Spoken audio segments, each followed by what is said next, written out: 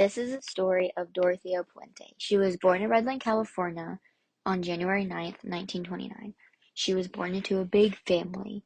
She was the sixth of seven kids. Both her mom and her dad were inactive parents, and they were also addicted to drugs and alcohol. They also were very abusive towards her and her siblings. When her parents would fight, her dad would hold up a gun to his head and threaten to kill himself, even when the children were present in the room. And the dad picked cotton as his job, and the mom was a sex worker to make a living. Her dad died later on from tuberculosis when she was only 8, and the kids had to find food for themselves. But in 1938, Trudy, the mother, lost custody of all the kids and died the same year from a bad motorcycle crash a few days after Christmas. All 7 kids were split up between family members or foster care. When she was 13, Dorothea moved to Napa, California, moving in and out of foster homes. By 1945, Dorothea was doing sex work in a motel to make a living and going under many different identities. She went by one identity named Sherry, which was recorded to be her favorite, which she told everybody that she was 15 years older than she actually was, and she also dressed older to seem more innocent.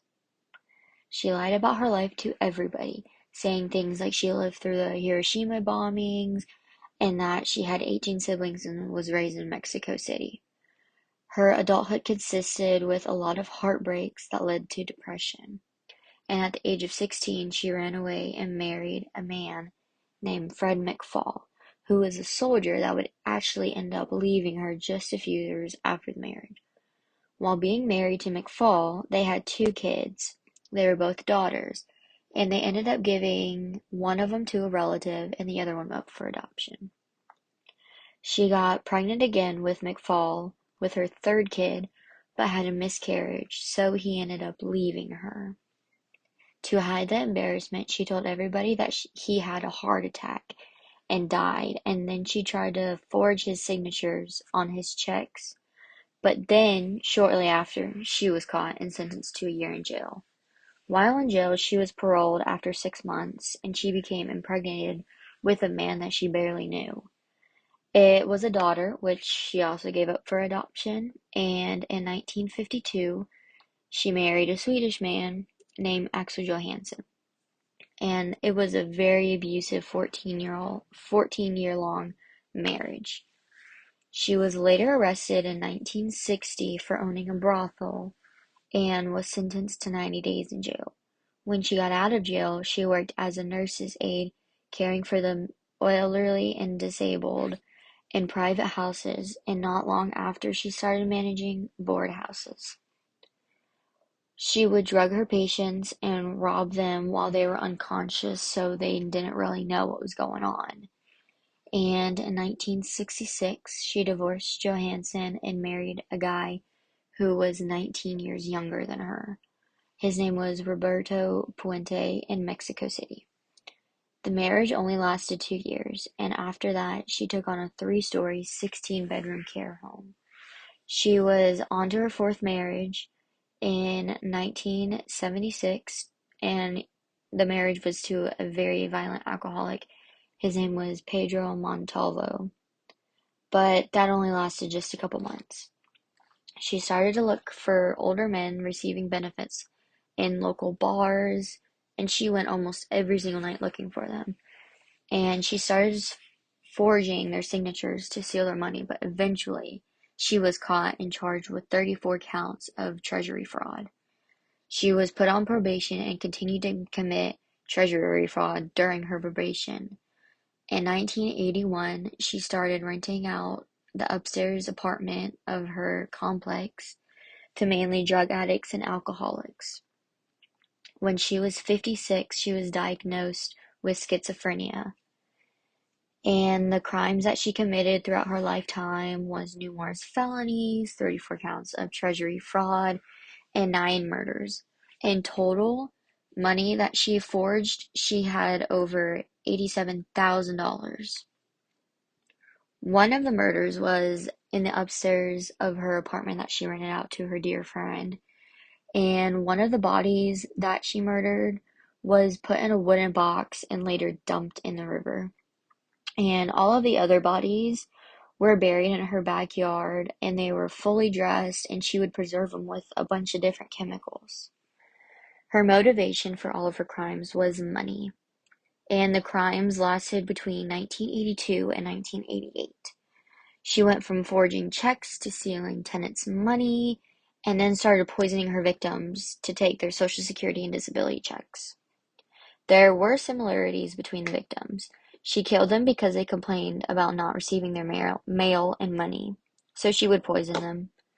And all of the victims were either old, disabled, addicts, or all with benefits.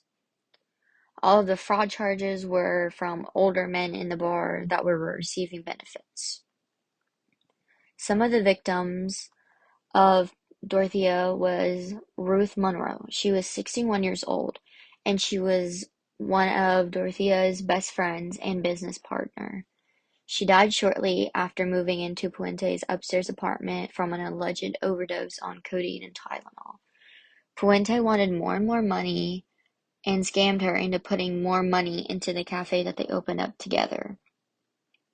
Everson Gilmouth, a 77-year-old retiree living in Oregon, was married to Puente for a short period of time before she killed him and put him in a wooden box made by a handyman she hired to do work around her property, and told the handyman to dump him in the river. There was only one survivor, and his name was Malcolm Mackenzie. He was 74 years old, and he met Puente at a bar, and he accused Puente of drugging him and stealing his money and other things from him. During the investigation, she was on the crime scene with the cops while they were digging in the backyard for the bodies, and she told the lead investigator that she was going to go get coffee from the cafe right across the street, so they let her, and she ended up running away. But she was really calm about it. The Sacramento police, LA police, and the US Marshals and the FBI were all involved in the case. The evidence from the crime scene was autopsy photographs, diagrams of Puente's house and backyard, handwriting samples, cash checks, pills, vials, and a shovel used for digging the graves of murdering some of her victims. She was also an impulsive liar, so we don't know what is true and what is not about her life story or anything that she did. She was charged with 2 counts of first-degree murder and 1 count of second-degree murder. The trial did not last long, even though she pled guilty during the whole thing. She was sentenced with 2 life sentences, and for the injuries of the other victims that were not charged for any murders. And present day, she did die in prison on March 27, 2011, at the age of 82 years old. She died from natural causes or old age, and she died as a psychopath. She was extremely organized. She manipulated the elderly, disabled, and the addicts.